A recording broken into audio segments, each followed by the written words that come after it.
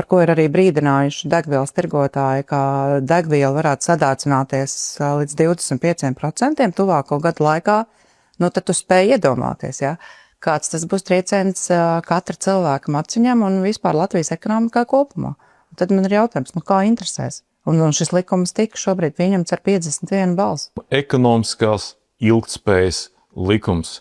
Kas slēpjas, tavuprāt, aiz šiem skaistiem vārdiem? Zem šī likuma slēpjas mistiskais zaļais kurs. Man par to grūti pastāstīt. Tas mērķis ir it kā, lai visa pasaule mēs tagad dzīvotu zaļāk, ja?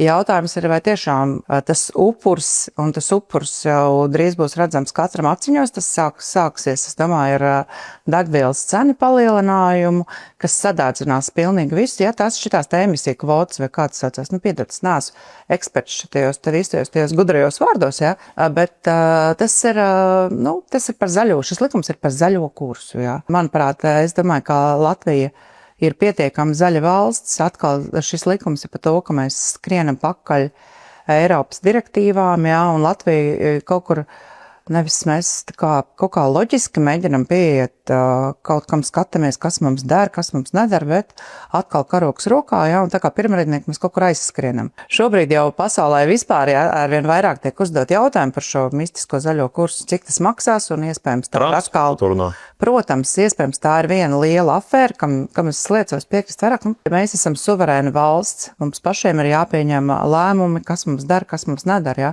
bet ja šobrīd virzītais lēmums liek domāt, ka